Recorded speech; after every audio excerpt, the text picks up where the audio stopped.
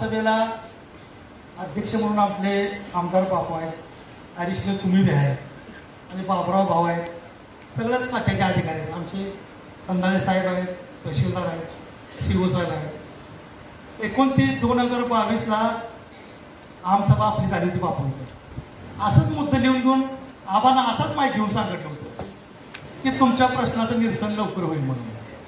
असं सांगितलं, हीच क्वालिटी, परत काय नव्हता. आता कोणत्या अधिकाऱ्यावर कोणत्या ऑफिसवर बोलून मला प्रश्न पडला. भूमी अभिलेख पुढे नागे जोशी बोंबलून दमलं मुख झालं. त्या अधिकाऱ्यावर कोण कारवाई करणार. 26 जानेवारीला तहसील पुढे वाळू संदर्भात कुठलं कडे आता दाडेवाला होतो उपोषणला. उपोषण सोडाय अनिकेत देशमुख, बाबासाहेब देशमुख सांत्वन करायला आणि बापू समोर तहसीलदार आणि पीआय होते. 15 दिवसात कारवाई करतो म्हणजे 15 दिवसात. 4थ्या दिवशी खवासपुरात वाळूवाल्याने गोळीबार केला की तुमची कारवाई कौतुकास्पद आहे. कुठलं खातं असं आहे की त्या खात्यात प्रश्न माझं बापूचं काय वापरलं नाही किंवा आजूबाजूची भांडण नाही. मी 100 वेळा सांगतो, या तालुक्यात नगरसेवक नाही, पंचायत समिती सदस्य नाही, जिल्हा परिषद सदस्य नाही. या तालुक्याचा मालक आमदार लोकप्रतिनिधी आहे. त्यामुळे जी काय घडते त्याला जबाबदार बापू आहे, बाकी कोण सुद्धा नाही. बापून लक्ष घातलं, अधिकारी कशाला काय बापू करतो.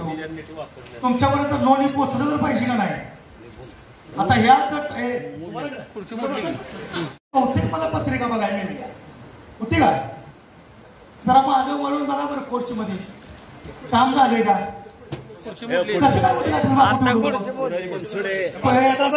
बोलला तुम्ही एवढा येणार ना, तुम्ही मला सांगायला. पेपरला 4 दिवस बातम्या त्या मोठ्याला पुढच्या पडलेल्या. पेपरला नाही, ठेकेदारानं बाथरूमला कुलूप लावलंय म्हणून.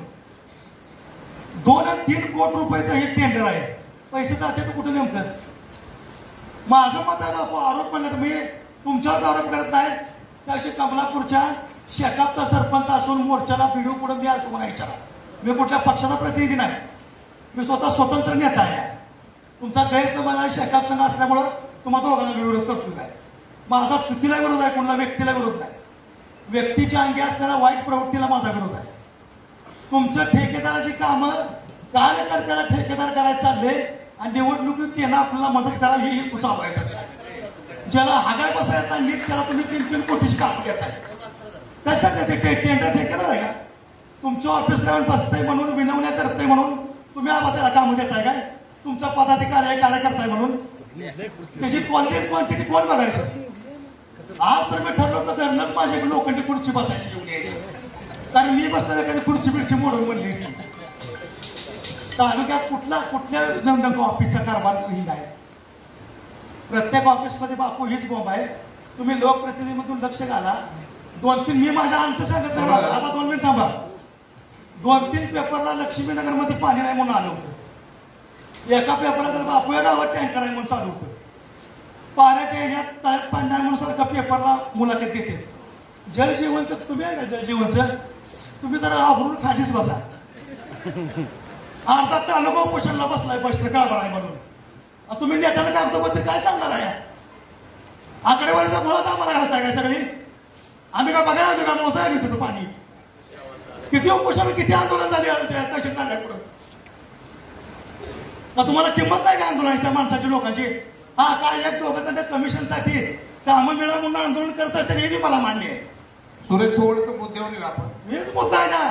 कुठल्या ऑफिसचा एकाच सुद्धा आराखडा वाचून दाखवू नका. तुम्ही दोघं उठून सांगा कुठल्या ऑफिसचा कारभार एक सुरळीतपणे चालू. तुम्ही दोघं उठून सांगा. एका सुद्धा अधिकाऱ्याने बोलायचं नाही.